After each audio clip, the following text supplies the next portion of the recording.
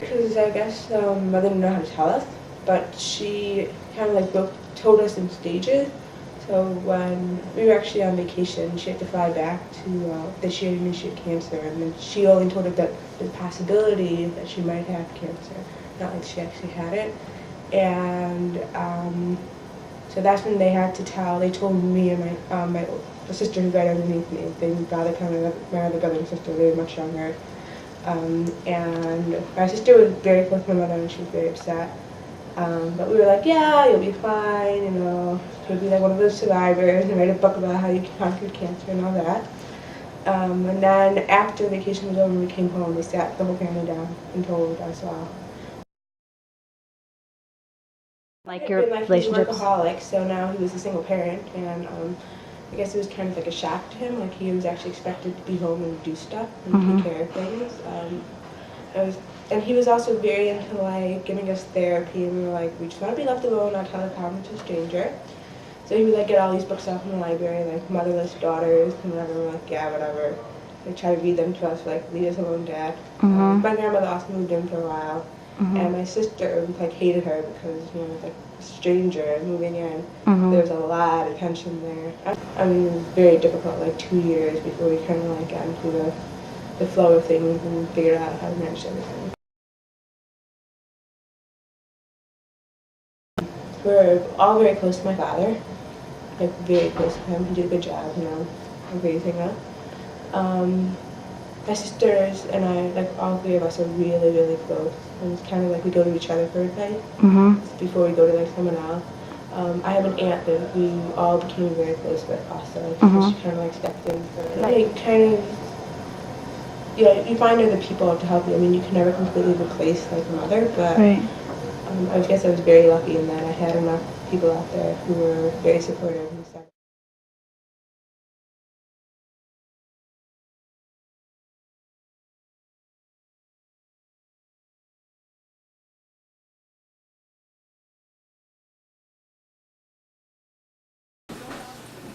I think sometimes family members are very solicitous or you know, very attentive or that kind of thing. Patients themselves many times don't sleep that well before they're having surgery, things like that. Some people kind of withdraw into themselves and really don't want to talk too much either.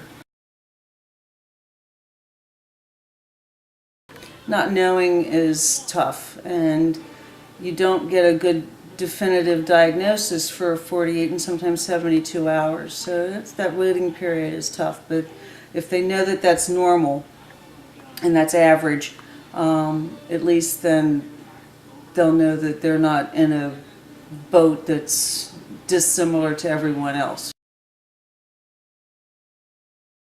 Probably just, you know, people cope in all kinds of different ways. Some people, I had a girl who I knew who worked at my hospital who was very giddy when she was coming out of her surgery and making jokes. She had had a mastectomy, and she was making jokes and kissing us all as we were helping her get her bandages on. Doesn't recall a bit of it though, and you know, it was kind of interesting. Some people are, you know, kind of withdraw into themselves, but you know, I just try to let people know what to expect, and you know, just provide them with some information.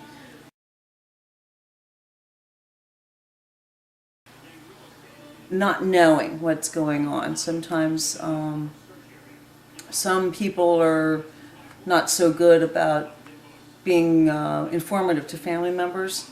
Physicians sometimes sometimes they're busy or they've got other things going on. I really try to make sure that if I know that a family member is waiting when a surgery is finished, I'll make sure that I remind the doctor, you know, family members in the waiting room.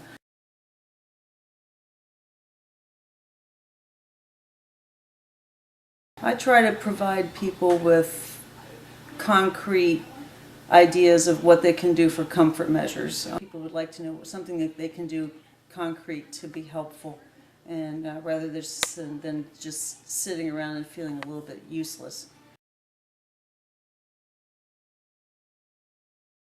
Someone is truly ill and in a death process, comfort measures are really very important.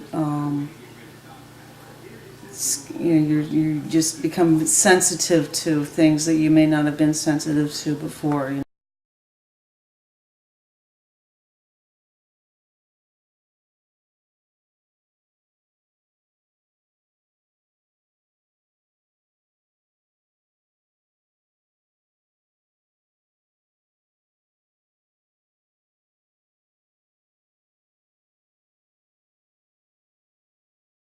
Brett used to have to, because he was so young, they made him completely cover himself so that no germs could get, because little kids have a lot more germs. I mean, you had to wear cap, gown, shoe covers, face mask, everything like that. Just be able to go and see my mom. So it was tough for him at 10 years old to understand why he had to do all this. I was a little older at 12, 13.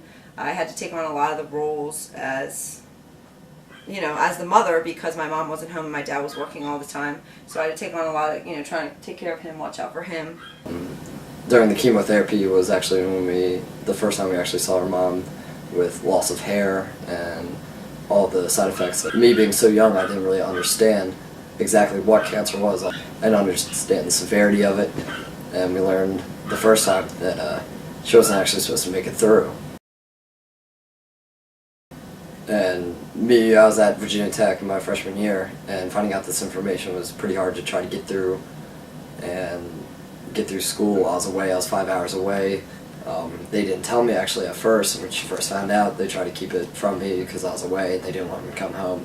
I wanted him to do well in school and not have to worry about it. At that point, it was just us trying to support her. And because we were so much older, she was able to actually talk to us about it. When we were younger, she didn't want to talk to us about it because she didn't want to scare us. But when we were older, she was able to talk to us and, tell us about her fears and, being sick and everything that she was going through. So, I mean, it's tough seeing your mom be in that state, but you also have to realize at that point that she needs you and you need to be there for her and you need to be the strong one. It had a huge effect on the family. Kelly and I were going down there about every other weekend to see her. See her, and then got to a point where we had to put her in a hospice.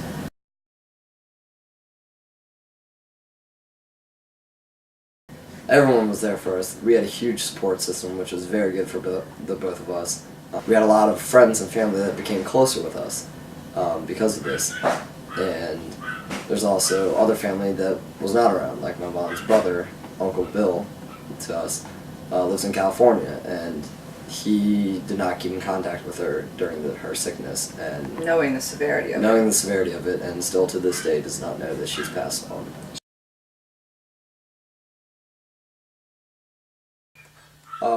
Overall, we've just become really close, even though we live together, and we've always been close. It's just that we've become even closer. We always go out together, and like we said, with the friends, mutual friends, everyone's there for us. We've just been so much closer, and even though I've become more protective of her, over the years, but and since it's happened, but even with our father, like we talk to him every day. We go down there and still see him like every other weekend as much as we can, and we've just all become much closer. I think that since my mom passed away, my dad has become a lot more worried about things and a lot more overprotective. He, before, I would talk to him every couple days, whatever, kind of tell him what's going on in my life. And, I'd tell him if I was going out somewhere, and he'd just kind of say, okay, whatever. And now, I tell him I'm going somewhere. It's like, well, be careful, be careful who you're with, what you're doing, da-da-da, And every time he talks to me, it's like, okay, be careful, and he's a lot more overprotective because I think he's scared that if anything were to happen to Brett or I don't think, he wouldn't know what to do. So I think he's become a lot more overprotective, in the sense of, making sure that nothing happens to us. We also both talk to him a lot more than we used to. I mean, we still talk to him often, but now we talk to him every day. In terms of Brett and I he's been my little brother, and I've always, watched out for him. But since my mom passed away, I kind of keep a closer eye on him. He may not realize that, Okay. but I keep a closer eye on him, and I make sure, that he's doing well because when my mom passed away, one of the things she asked me to do was to make sure that he was going to be okay and that And for me to protect her. And nothing would happen to him. So I made that promise to her that, I'd make sure that he did well in school and, watch out for him in terms of girls and going out and all that kind of stuff.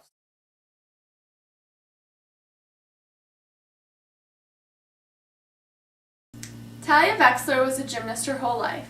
She had a very healthy childhood until her 5th year of college when she was diagnosed with breast cancer at the age of 23.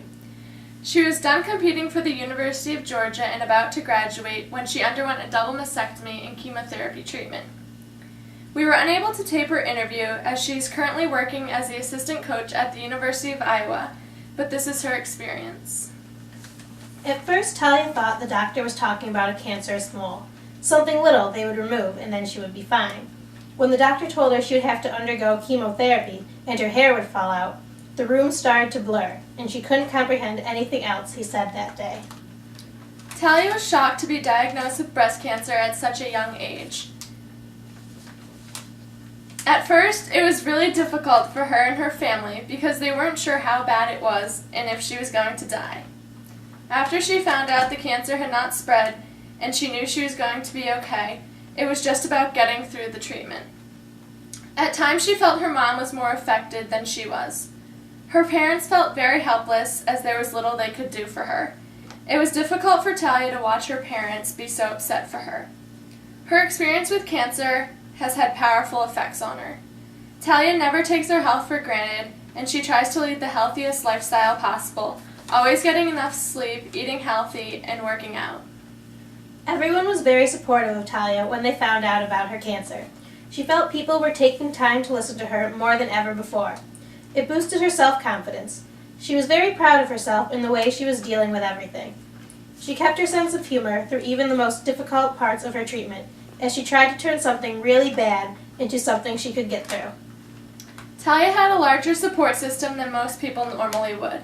Aside from her family, she had the entire athletic department at Georgia, all the Georgia fans, and the entire gymnastics community behind her.